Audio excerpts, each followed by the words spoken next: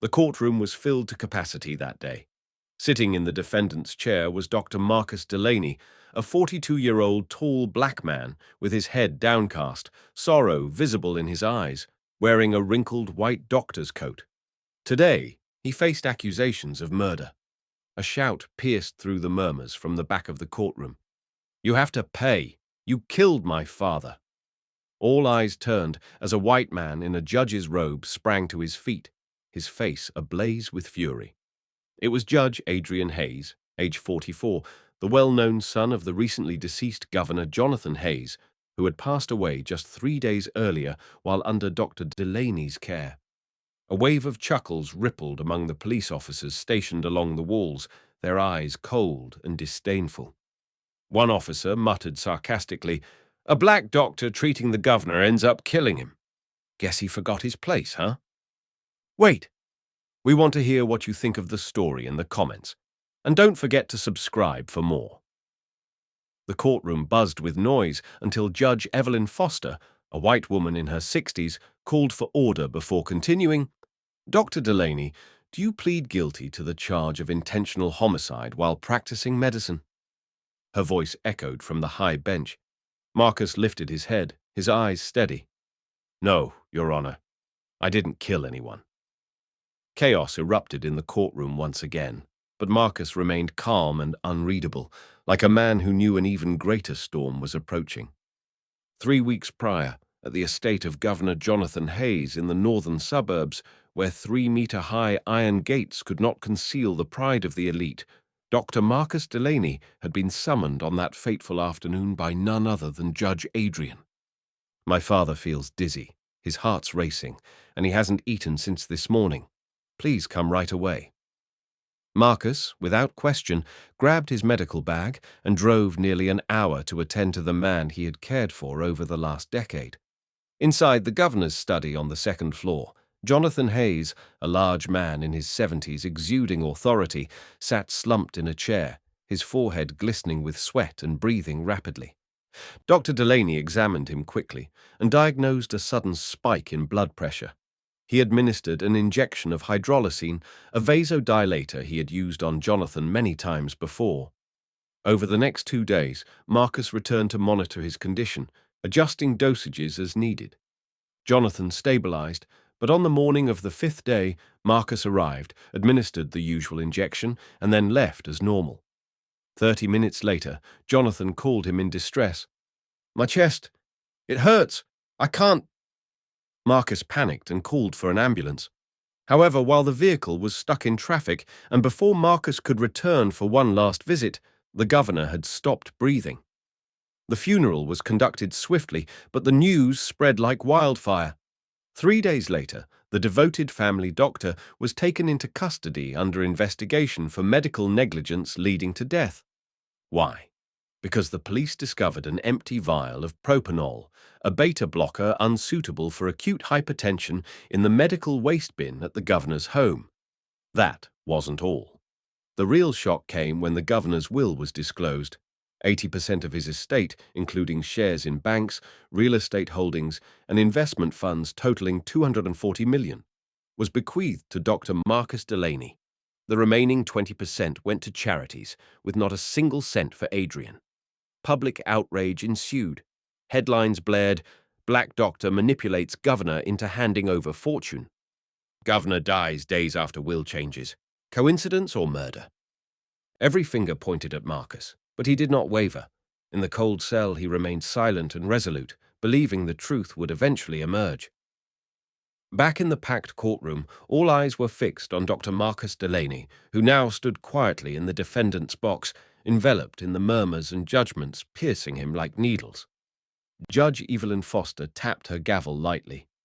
"Order!" she commanded, striving to prevent the trial from descending into chaos after Judge Adrian Hayes had hurled accusations at Dr. Delaney of murdering his father. Following Jerome's declaration of innocence, he fell silent, head bowed, hands tightly clasped. Whether in prayer or despair, it was hard to tell. Suddenly, the courtroom doors burst open. A young black girl, around 17 or 18, small-framed and visibly anxious, rushed in, drawing gasps from the audience. "Order!" Unauthorized individuals are not permitted in the courtroom, shouted a police officer, advancing towards her.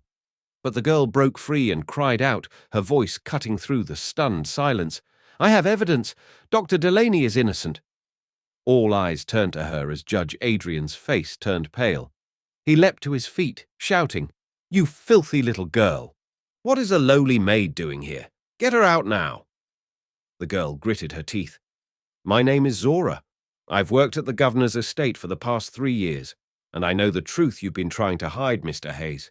Judge Foster raised a hand to halt the officer. Speak clearly, young lady. What evidence do you have? With trembling hands, Zora held up a small, battered video camera, its paint chipped from use. This contains footage from the governor's final night. His death. It wasn't Dr. Delaney. She took a deep breath, her voice shaking with emotion. That night, after Dr. Delaney administered the injection and left, I was cleaning the room when I heard yelling. Mr. Hayes was screaming, saying the governor had no right to abandon his own flesh and blood and give everything to that black bastard. A gasp rippled through the courtroom, not for Dr. Delaney this time, but for the choice words. Zora pressed on. I didn't dare interfere, but I saw Mr. Hayes storm off in anger. The governor lay trembling and soon fell asleep. It all happened so quickly. Less than 30 minutes later, he was dead. Then they blamed Dr. Delaney, but he's a good man. He even gave me vitamins without charging me a dime. I didn't believe he could have done this. Something felt wrong, so I went back to search the governor's room. Overwhelmed with emotion, she lowered her head. While I was looking, I accidentally knocked over a flower pot. That's when this camera fell out. I turned it on and found the governor's final moments. She handed the device to the court. Moments later, the courtroom screen flickered to life. Silence descended like a curtain. On the screen, Governor Jonathan Hayes sat upright, aged yet resolute, caught in a tense confrontation with Adrian. You're not my son, Adrian. You're the child of an affair your mother forced me to claim. I tried to raise you with kindness because children aren't to blame, but all you've ever cared about is money and status. I don't trust you anymore. You're on your own now. Adrian retorted, So you trust him? That dirty, low-born black doctor? He's worth more than me. He saved my life more times than I can count. He never asked for anything. He cared for me more than any doctor or son ever has. I left him my fortune because I believe he'll use it to do what's right. The next clip showed Adrian leaving. The weary governor drifted into sleep, and then the final damning footage stunned the courtroom. Adrian re-entered, holding a small brown vial, the very same one later found in the medical waste bin. Quietly, he approached his sleeping father and injected the drug into his vein. For a long moment, no one spoke. Whispers vanished. The air in the courtroom was thick with disbelief. Even Dr. Marcus Delaney couldn't fully comprehend what he had just witnessed. He exhaled deeply, his shoulders finally relaxing. Slowly, he turned to look at Zora. The young girl bit her lip, tears streaming silently down her cheeks. Adrian Whitmore suddenly shot up from his seat, shouting, Lies! It's all lies! That girl faked the video! But no one believed him anymore. His face had gone pale, eyes wild with panic. Judge Foster raised her gavel high, her voice cold and firm. This court orders the immediate arrest of Adrian Hayes for the crimes of premeditated murder, evidence tampering, and false accusation. Adrian, once standing tall on the pedestal of power, now thrashed like a madman, yelling, No! She's just a servant, a black maid. You'd believe her over me? I'm a judge. I'm the governor's son. A swift punch from one of the officers dropped him to the ground. Zora stepped back, trembling, tears flowing freely. Dr. Delaney, for the first time, stepped forward and gently placed a hand on her shoulder. His eyes glimmered with immense gratitude.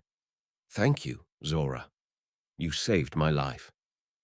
Just a week later, the court declared Dr. Marcus Delaney innocent of all charges and sentenced Adrian Hayes to life imprisonment for murder.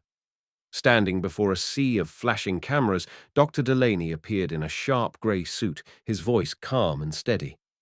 I never wanted the money. I only wanted the truth to be respected. Months later, every cent of the late governor's fortune left to Dr. Delaney was allocated to a medical trust fund for black communities and the homeless, named the Hayes Redemption Foundation. As for Zora, the once small, quiet maid who had stood trembling in the courtroom, she was granted a full medical scholarship to Harvard, at Dr. Delaney's special request. He stood at the edge of the university steps, watching her disappear into the lecture hall, his eyes soft and serene. For the first time in months of storm and silence, Marcus Delaney smiled. Justice doesn't always wear a judge's robe, and truth doesn't always come from the most powerful voice. Sometimes it's revealed by the smallest among us, like a brave young maid whose courage and integrity illuminate the shadows of prejudice and lies. This story reminds us that character is not defined by skin color, and that anyone, regardless of their status, can be the keeper of truth. Justice cannot be silenced as long as someone dares to stand up for it.